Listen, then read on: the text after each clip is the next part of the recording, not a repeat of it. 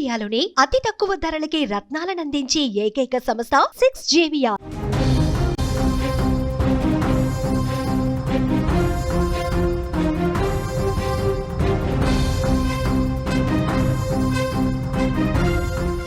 హైదరాబాద్ కేపీహెచ్పీలో దారుణం చోటు చేసుకుంది. అప్పుల బాధతో దంపతులు ఆత్మహత్య చేసుకున్నారు.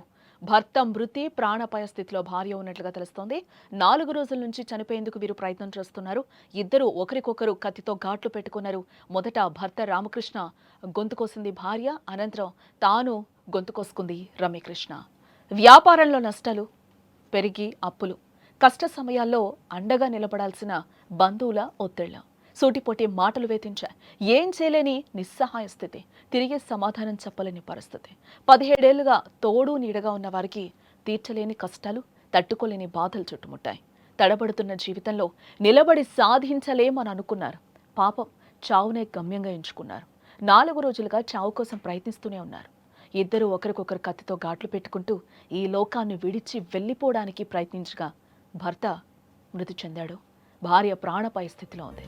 హైదరాబాద్ కేపీహెచ్పీలో ఆర్థిక ఇబ్బందులతో దంపతుల ఆత్మహత్య ప్రయత్నం తీవ్ర విషాదాన్ని నింపుతోందని మనం చెప్పుకోవచ్చు. రామకృష్ణారెడ్డి, రమ్యకృష్ణ దంపతులు వీరు కూకట్పల్లి హౌసింగ్ బోర్డ్ కాలనీలోని ఓ అపార్ట్మెంట్లో నివాసం ఉంటున్నారు. రెస్టారెంట్, ఇతర వ్యాపారాలు చేస్తూ ఉన్నారు. వీరు అన్ని వ్యాపారాల్లో కూడా నష్టాలు రావడంతో అప్పుల్లో మునిగిపోయారు. సడన్గా అప్పులు పెరిగిపోవడంతో బంధువులు, చుట్టాల నుంచి ఒత్తిడి పెరిగిపోయింది. ఈ క్రమంలోనే రామకృష్ణారెడ్డి, రమ్యకృష్ణ చనిపోవాలని ఒక పెద్ద నిర్ణయం తీసుకున్నారు. ఈ క్రమంలోనే 4 రోజులుగా వాళ్ళు శిక్షించుకుంటూ వచ్చారు. భర్త భార్యను, భార్య భర్తను కత్తితో ఘాట్లు పెట్టుకుంటూ వచ్చారు. దీంతో భర్త రామకృష్ణారెడ్డి చనిపోయాడు. రక్తం ఎక్కువగా పోవడం వల్ల ఇంట్లోనే చనిపోయి ఉన్నాడు ఆయన. భార్య రమ్యకృష్ణ కూడా గొంతు కోసుకుంది. ఆ తర్వాత పోలీసులకు సమాచారం ఇచ్చింది. పోలీసులు వచ్చి చూసే సమయానికి భార్య రమ్యకృష్ణ పరిస్థితి చాలా విషమంగా ఉందని కూడా అంటున్నారు. వెంటనే ఆమెను ఆసుపత్రికి తరలించారు. సంఘటన స్థలాన్ని కూకట్పల్లి ఏసీపీ రవికిరణ్ రెడ్డి పరిశీలించారు. కేసు నమోదు చేసి విచారణ కూడా చేస్తున్నామని కూడా పోలీసులు చెప్తున్న సందర్భం కనిపిస్తోంది. 2025 ఆగస్టు 30వ తేదీ ఉదయం ఈ ఘటన వెలుగులోకి వచ్చింది. రామకృష్ణారెడ్డి, రమ్యకృష్ణ దంపతులు వీరు కూకట్పల్లి హౌసింగ్ బోర్డు కాలనీలో అపార్ట్మెంట్లో నివాసం ఉన్నారు. వీళ్ళు రెస్టారెంట్, ఇతర వ్యాపారాలు చేస్తూ కూడా ఉన్నారు. ఈ వ్యాపారాల్లో వాళ్ళకి నష్టం రావడంతో ఒక్కసారిగా కూడా వీరు అప్పుల్లో మునిగిపోయారు. అప్పులు పెరిగిపోవడంతో బంధువులు, ఇటు చుట్టాల ఒత్తిడి కూడా పెరిగింది. ఈ క్రమంలోనే రామకృష్ణారెడ్డి, రమ్యకృష్ణ చనిపోవాలని కూడా నిర్ణయం తీసుకున్నట్లుగా మనకి తెలుస్తోంది. ఈ క్రమంలోనే 4 రోజులుగా వాళ్ళు శిక్షించుకుంటూ వచ్చారు.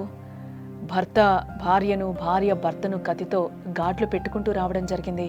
దీంతో భర్త రామకృష్ణారెడ్డి చనిపోవడం జరిగింది. రక్తం ఎక్కువగా పోవడం వల్లనే ఇంట్లోనే చనిపోయి ఉన్నాడు. భార్య రమ్యకృష్ణ కూడా గొంతు కోసుకుంది. ఆ తర్వాత పోలీసులకు ఈవిడే సమాచారం ఇవ్వడం కూడా జరిగింది. ఆ తర్వాత పోలీసులు వచ్చే సమయానికి భార్య రమ్యకృష్ణ పరిస్థితి విషమంగా ఉందని కూడా అంటున్నారు. వెంటనే ఆసుపత్రికి తరలించారు. గొంతు కోసుకోవడం వల్ల పరిస్థితి సీరియస్గా ఉందని కూడా పోలీసులు చెప్తున్నారు. అప్పుల బాధతోనే ఈ విధంగా చేశారని, భార్య స్పృహలోకి వస్తే అన్ని విషయాలు బయటకు వస్తాయని కూడా పోలీసులు అంటున్నారు. రోజు కళ్ల ముందు కనిపించే వీళ్ళు ఇంత ఘోరానికి పాల్పడతారని ఎవరూ ఊహించలేదు అంటూ కూడా అపార్ట్మెంట్ వాసులు చెప్తున్నారు. సంఘటనా స్థలానికి కూకట్పల్లి ఏసీపీ కూడా చేరుకోవడం జరిగింది. కేసు నమోదు చేసి విచారణ చేస్తున్నామని కూడా పోలీసులు చెప్తున్నారు.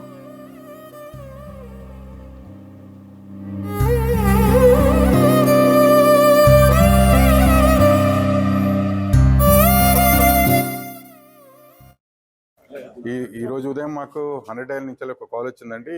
వాళ్ళని సో రామకృష్ణారెడ్డి వాళ్ళ వైఫ్ ఇద్దరు సూసైడ్ అటెంప్ట్ చేయడానికి ప్రయత్నం చేసినారు. దానిలో భాగంగానే హస్బెండ్ను లాస్ట్ 4 డేస్ నుంచి కూడా కత్తి పెట్టి వాళ్ళు కోసుకోవడం జరిగింది. ఫస్ట్ చేల మీద కోసుకోవడం, తర్వాత కడుపు మీద కోసుకోవడం, తర్వాత గొంతు మీద కోసుకోవడం. అయితే ఈ అటెంప్ట్ 3-4 రోజుల నుంచి చేస్తున్నట్టు వాళ్ళు. అయితే వాళ్ళ వైఫ్ మనకు 100 డైల్ కాల్ చేస్తే మన పోలీస్ సిబ్బంది వాళ్ళందరూ కూడా వచ్చిండండి. వచ్చేటప్పటికి అప్పటికే అతని హస్బెండ్ చనిపోయి కనబడ్డాడు మనకు అందులో. అయితే రీజన్ ఏంటంటే అతని కడుపు బ్లీడింగ్, అంటే హ్యామరేజ్ అయి చనిపోవడం జరిగినట్టు కనబడుతుంది చూస్తుంటే. ఆ వైఫ్ కూడా ఆమె గొంతు దగ్గర కూడా బాగానే కోసుకున్నది. అయితే పూర్వాపరాలను పరిశీలిస్తే తెలిసింది ఏంటంటే వాళ్ళకు దాదాపుగా ఫైనాన్షియల్లీ ప్రాబ్లమ్స్ చాలా ఉన్నట్టు తెలుస్తున్నది. వాళ్ళు కూడా ఇంతకుముందు ఒక రెస్టారెంట్ ఒకటి పెట్టడం జరిగిందట. అందులో కూడా వాళ్ళు భారీ ఎత్తున లాస్ అయినారు. ఆ తర్వాత ఇంకా రకరకాల వ్యాపారాలు చేస్తున్నారు, అందులో కూడా బాగా లాస్ అయినట్టు తెలుస్తున్నది. సో వీళ్ళకు అప్పులు కూడా బాగానే ఉన్నట్టు కనబడుతున్నాయి వీళ్ళకు. సో వాళ్ళ ఫ్యామిలీలో కూడా వాళ్ళందరూ కూడా హ్యూమిలేట్ చేయడం, ఆమెతో మాట్లాడితే తెలిసింది ఏంటంటే ఫ్యామిలీలో కూడా ఆమె వాళ్ళని కొంచెం చిన్న చూపు చూడడం, ఈ డబ్బులు అప్పులు పాలవడం, సో బతికే దారి లేక మేము ఈ సూసైడ్ అటెంప్ట్ ప్రయత్నం చేసినామని చెప్తున్నారు. అయితే హస్బెండ్ మాత్రం హ్యామరేజ్ వల్ల చనిపోవడం జరిగింది. ఆమెను ఇమీడియట్గా హాస్పిటల్కి షిఫ్ట్ చేయడం జరిగింది.